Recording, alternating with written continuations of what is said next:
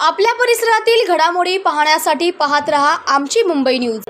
हे बघा, मी 17 तारखेला अंबडला जाहीर सभेला जायच्या अगोदर माझा राजीनामा मुख्यमंत्र्यांच्या नावाने लिहून तो अजितदादांच्या ऑफिसमध्ये दिला। मला अंबडला जात असताना निरोप आला की कृपया वाच्यता करू नका। मी अंबडमध्ये वाच्यता केली नाही। आल्यानंतर मुख्यमंत्री आणि दोन्ही उपमुख्यमंत्री यांनी मला बोलावून घेतलं आणि मग अजितदादांनी सांगितलं की तुमचा राजीनामा जो आहे हा मी यांना दाखवत दिलेला आहे, मुख्यमंत्र्यांकडे दिलेला आहे।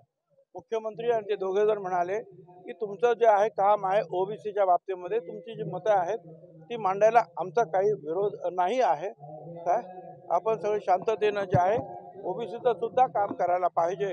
आणि पण कृपया जे आहे आता या राजीनाम्याची वाच्यता करू नका। आणि मी तब्बल 2.5 महिने जे आहे वाच्यता केली नाही। त्याच्यामध्ये आता तुम्ही जे सांगितलं ते राऊत अमुक तमुक हे सगळे राजीनामा दे राजीनामा दे राजीनामा दे, वेगवेगळ्या पक्षाचे लोक राजीनामा दे राजीनामा दे सांगून शेवटी तर एकाने जर सांगितलं की याच्या कमरेत लाल घालून याला बाहेर काढा, त्याच्यानंतर मात्र मग मी जो शब्द त्यांना दिला होता की मी वाच्यता करणार नाही ती वाच्यता मी केली। की कृपया तुम्ही असं समजू नका की मी जे आहे मंत्रिपदाला फार चिकटून बसतो। मी 16 तारखेला अगोदर राजीनामा दिला आणि मग 17 तारखेला जे आहे अंबडच्या जाहीर सभेला गेलेलो आहे। अर्थात आता हे जे आहे त्यांना बोलायला काय जात आहे, नाटक आहे अमुक आहे तमुक आहे रोज आहे, त्यांना काय बोलायचं ते बोलू दे। परंतु आणि आज मी तुम्हाला सांगतो काय ज्या वेळेला मी राजीनामा दिला आहे तो जिवंत आहे, तो त्यांच्याकडे आहे। त्यांचे लोक म्हणतात तुम्ही आता संजय राऊत म्हणतात तर कदाचित ते मंजूर करतील, तुमचं ऐकतील ते। असं आहे ना की जोपर्यंत जो आहे हे संपत नाही म्हणजे राजीनामा मंजूर होत नाही तोपर्यंत तर मी मला काम करावंच लागेल ना, फाईल सुद्धा सहाय्य करावं लागतं।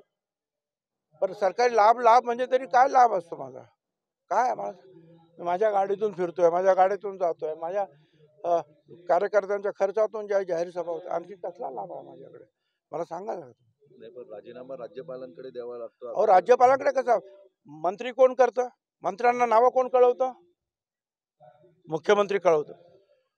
कुठल्या मंत्र्याकडे कुठलं खातं आहे हे कोण ठरवतं, मुख्यमंत्री ठरवून ते कळवतात। सगळं काय जे आहे मंत्रिमंडळ जे आहे कुणाचं असावं कोण मंत्रिमंडळात असं हे मुख्यमंत्री ठरवतात।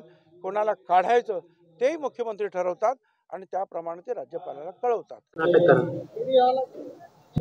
जाऊ द्या काय त्याचं काय ते ऐकतात, कोणी काय म्हणतो त्याला बजेटमधून जे आहे आरक्षण पाहिजे आहे ते म्हणा आता दुसरं आता महाराष्ट्र राज्याचं बजेट येईल त्याच्यातून आरक्षण येईल। आमची मुंबई आवाज महाराष्ट्राचा। आमची मुंबई न्यूजला लाईक करा, शेअर करा, कमेंट करा आणि सबस्क्राईब करा।